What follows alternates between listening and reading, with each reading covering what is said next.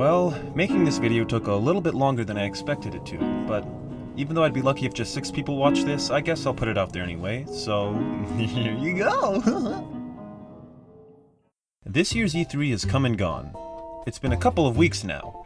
It was a pretty standard E3, nothing overwhelmingly huge, but a lot of cool stuff and fun announcements. To name a few, there was Cyberpunk 2077, a look at The Last of Us 2, Ridley and Smash, a game with Prank Invasion, and The Elder Scrolls 6 was announced to be in development. Wow, The Elder Scrolls 6. People have been hoping for that one for a while now, and I'll be honest, despite the fact that it didn't even show anything, the trailer got me excited. Sometimes, all it takes to excite fans of a series is just to let them know that you're making a new game, and not much else. We all have our own list of games that could easily get us riled up in this way, and during E3, this list finds a way to creep into the back of our heads. For example, before E3, my list might have looked something like this for the most part. At the very bottom, all hope feels pretty much gone, but you still keep it there with you, maybe to torture yourself, or maybe just to fondly reminisce of when this game actually seemed like it could happen. Then at the top, there are games that you're certain will be talked about, but you'll still be excited for them. A little bit lower, and we get games that you're pretty sure will be coming, at least at some point. Then if we go down a little bit lower, we reach a point where things start to get interesting. Here, there's been quite some time since we last heard from the series. Console generations go by and nothing. We start to lose hope, but every once in a while, we hear something that lets us know that the developers haven't completely forgotten about this franchise. They haven't given up quite yet.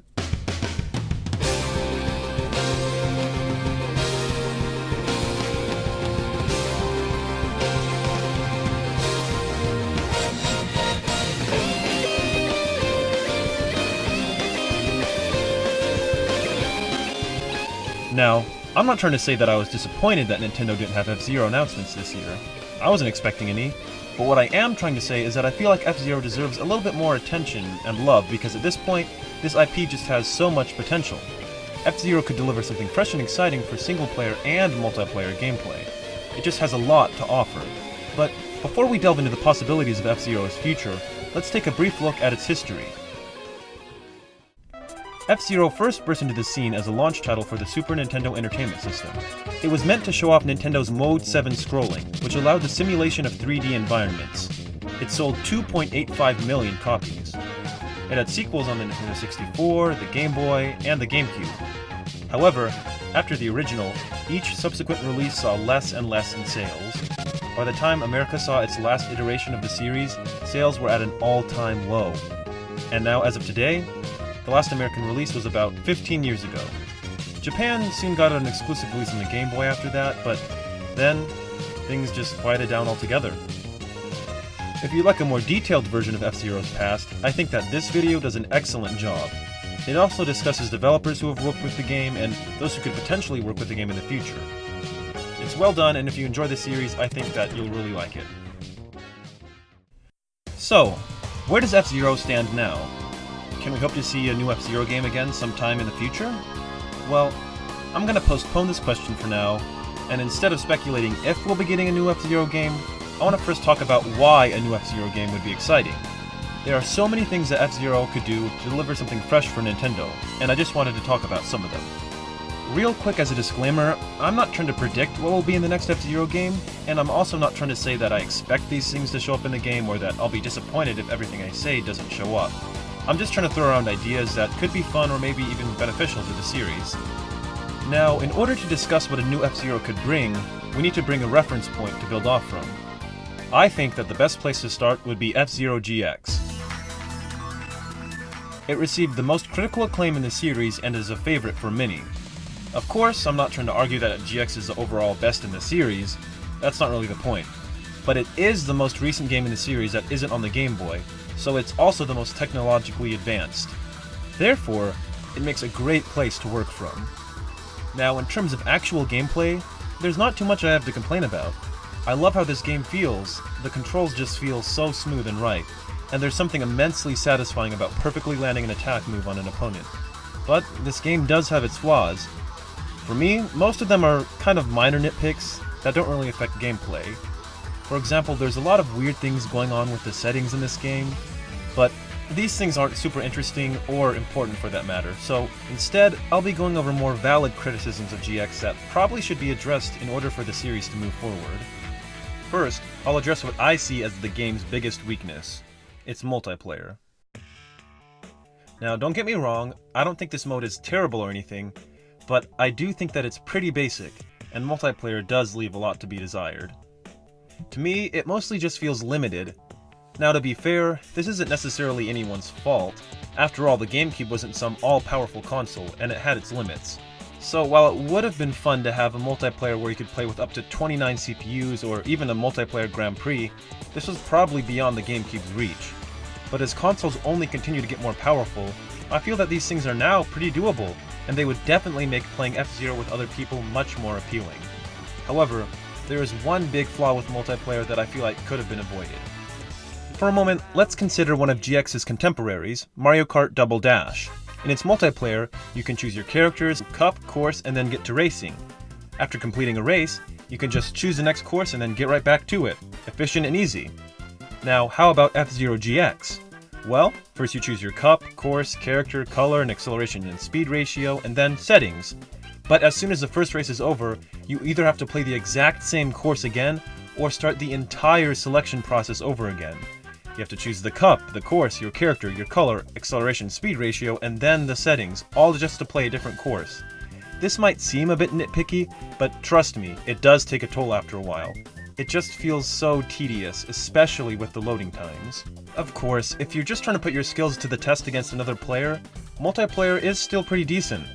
I'm just trying to say that the multiplayer mode could have used a little bit more content. It just feels a bit empty. In all honesty, I never really play the game's multiplayer unless I've already been playing the game's single player. Otherwise, if I want to play multiplayer on the GameCube, many other games come to my mind way before FZero. GX is just stronger as a single player game, and there's nothing wrong with that. In fact, I love the concept of a single player focused racing game, but I have no doubt that FZero would reach a much wider audience if multiplayer felt just as strong as single player. So, how could FZero's multiplayer be improved in the future?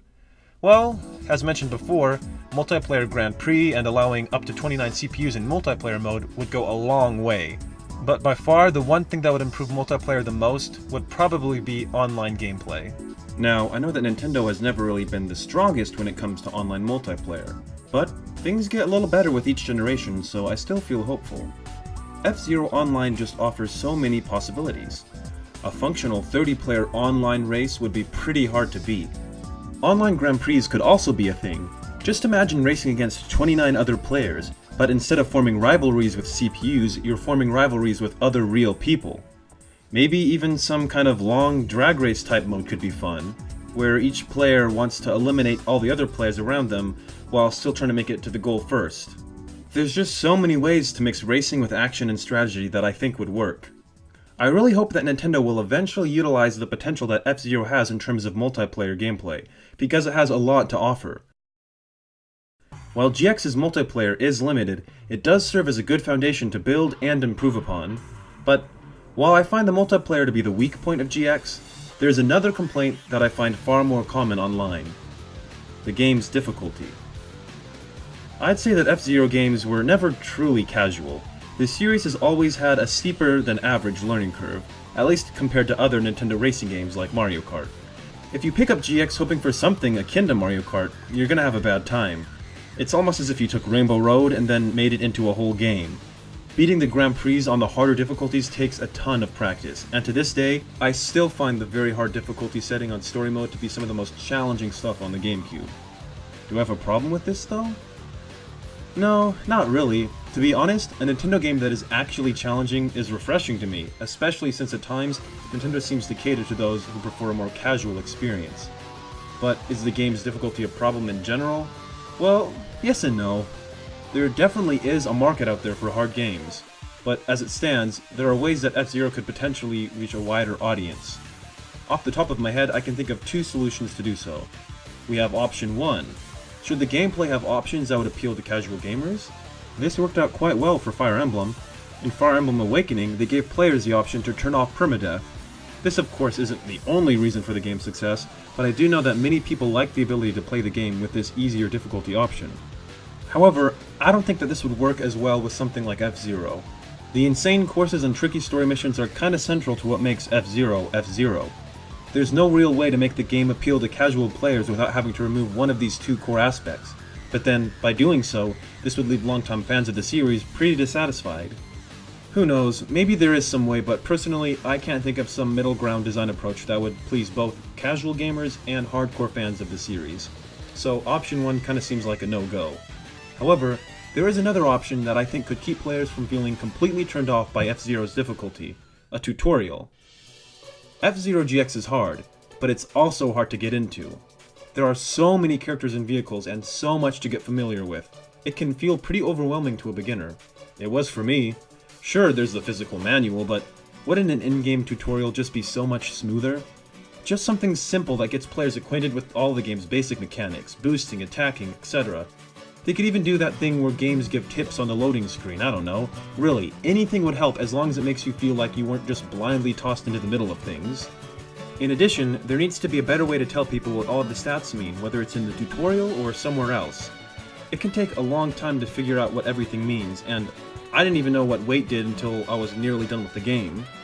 While we're at it, it might even be beneficial to give suggestions on what vehicles beginners should start with, such as those that are light with high grip.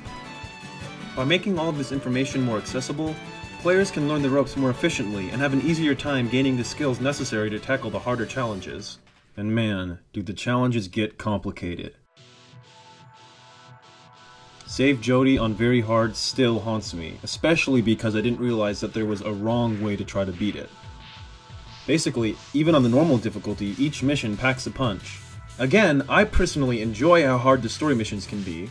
It feels immensely satisfying to finally beat a mission after putting hours and hours into it. And, you know, maybe that's partially why the developers chose to make story modes so challenging in general. There are only 9 story missions, so if you could get through each one in the first try, the story mode would be awfully brief. Looking back, I was kinda surprised to see that there were only 9 missions. It felt like a lot more. It's just that you gotta put a lot of effort into each mission, and even some strategizing, which takes time.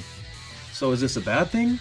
Personally, again, I don't think so, although I can see why people might take issue with this. After all, you can basically summarize the entire story in about 2 paragraphs. But again, the GameCube had its limits, so a bigger and more full-fledged story mode was probably not as possible with just one disc. So that's probably why the story mode is short but challenging, and in the end the playtime is still about that of other average story modes in games. Nowadays, again, we don't have as many limitations, so F-Zero could have its own full-fledged story mode campaign. What could this story mode be like? Well, first, let's look again at GX, but focus purely on the story and not the gameplay. So, how was the story? Well, if I had to use one word, I would say melodramatic. They really try to fit a lot of story into just 9 missions. I mean, it starts with Captain Falcon training, and then ends with him basically meeting God. We created the whole world. And all of this happens in only about 15 minutes of cutscenes. So, there was no real way to tell the story in a way that wasn't over the top. But I don't even think being melodramatic is necessarily bad. In fact, I kinda think it adds to the charm of the game. But then, as a result, it's kind of hard to take things too seriously because, oh man, these cutscenes. So you wanna play? Guys, the party's just starting! Yeah, it's kinda beyond cheesy. I mean, the graphics are actually pretty decent for the GameCube, but the voice acting and the dialogue sometimes feels just... You and Blue Falcon can die together!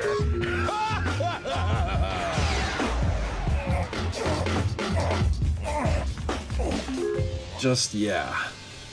But hey, maybe the cheesiness was unintentional, or maybe they were aware of everything and they wanted the game to be as cheesy as possible. I don't know, but either way, cheese is what we got. Only adding to the cheesiness is the music. Dear Lord, the music.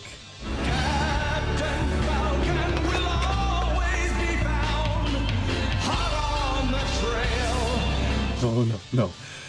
They had to know. There's no way. So, they probably purposefully wanted the game to be weird and goofy, but either way, it's still pretty fun to watch, I have to admit. It feels like part of you wants to beat the challenges just so you can get to the next cutscene. And maybe it's even a little bit fun to get a look into what the world of F-Zero is like, I don't know. Overall, the story's a fun experience, and that's kind of all you can ask for.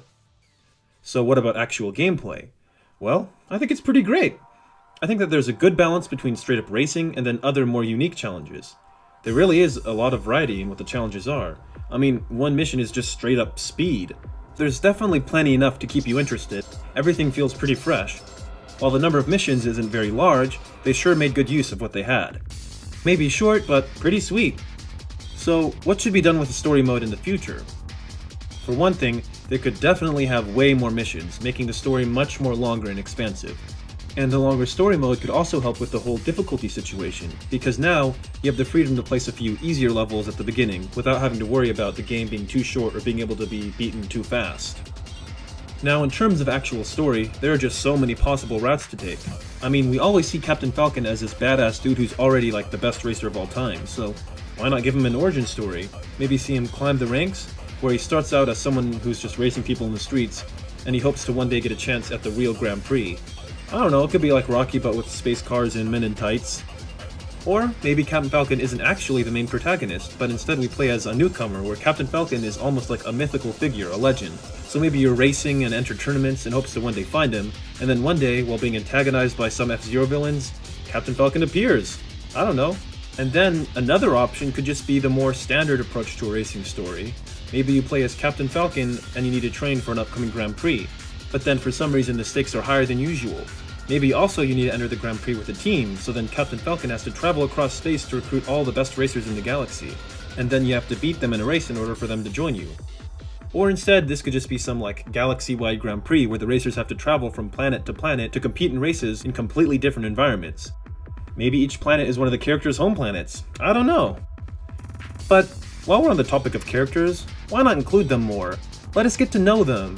Like, in GX, we only get to know like 6-7 dudes in the story mode. And there's like, what, 30 people in the game? But who even are these people? I mean, we got Italian Bomberman cosplay, Red Squidward, Is This Racist, Fox McCloud's dad, Bowflex Batman, and so much more. Who are they? I mean, I feel like this is a strength that something like Mario Kart has over this game. Fans of the Mario series are very familiar with all of its characters, so you could be like, oh cool, you get to play as Petey Piranha in this one? Whereas F-Zero is more like, oh cool, you get to play as this skeleton? Now, to be fair, each character is given their own text description and even a video, but still, I kinda wish we could have a little bit more to go off on than just this.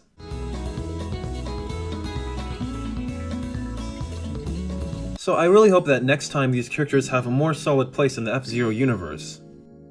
Now, in terms of actual gameplay, I think it could just generally be an expansion of what we already saw in GX. Still keep a good balance between challenges and actual races. And an idea that I personally would like to see that some people might not like is maybe have more mission tracks where you actually race on the surface of a planet, not just tracks floating in the air. And then you could also have maybe environmental obstacles, like maybe there's a race on a jungle planet and you have to avoid trees and animals. I don't know. I think that more stuff like this would greatly increase the variety of what kinds of gameplay that F-Zero has to offer. At the end of the day, I think that they should just take GX's story mode and then multiply it by 10. Make it longer while still keeping a feeling of variety in gameplay, with a larger, more detailed story that touches upon more corners of the F-Zero universe. F-Zero really has the potential to become the racing game that has the best story mode out there. The last thing to talk about with GX is its Grand Prix mode. I feel like this is the mode that is closest to perfection. I love how the CPUs don't always place the same in every race. It just makes things feel so much more organic, especially when CPUs can sometimes accidentally die by driving off ledges and whatnot. It makes it feel like you're not just racing against some bots that have all the courses memorized. Instead, it feels like you could be up against other racers who make mistakes just like you do. I also love the ability to take out opponents, and how you have to keep track of how well your rival's doing in order to stay ahead of them. It adds a layer of strategy that you don't find in most other racing games. Together, the ability to destroy opponents, the rival system, and the fact that all racers don't always place the same can make each Grand Prix feel like its own little story within the game. It also means that you don't actually need to get first in every single race in order to get first overall, which is something that I really like.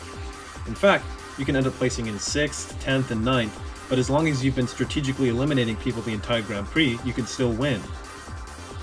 So, how could Grand Prix mode be improved? I think that they should just take what GX has and then add to it. Make the AI smarter. Maybe instead of having rivals based upon who is closest to winning, you also have actual rivals, racers constantly out to get you. Maybe some characters always go for other racers due to their backstories.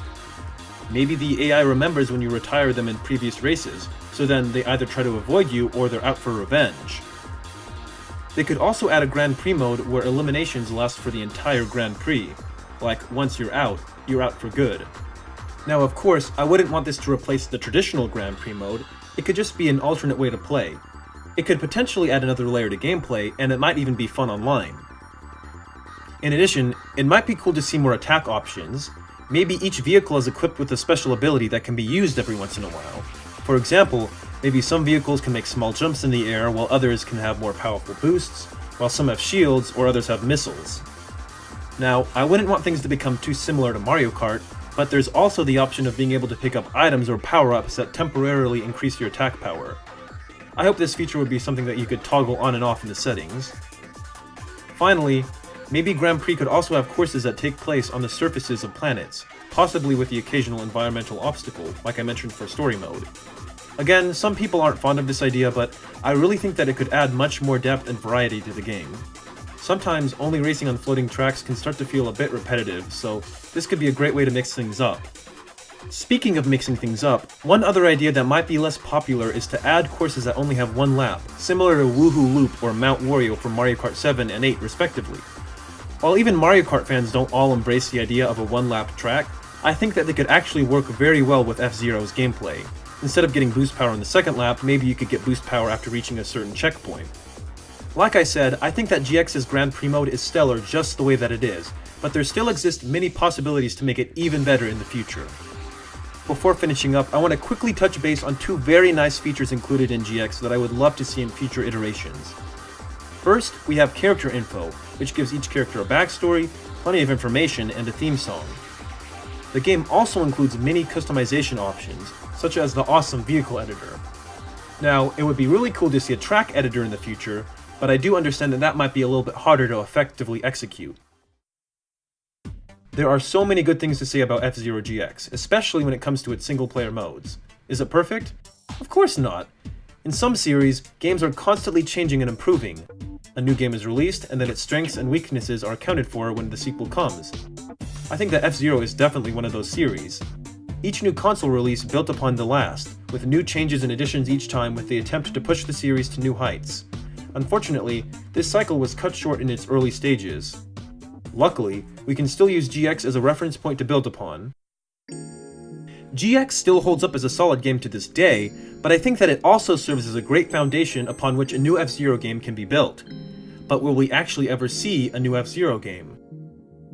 Maybe. At least we can take comfort in the fact that Nintendo hasn't completely forgotten about the series. There's been cameos in Mario Kart and the minigame in NintendoLand.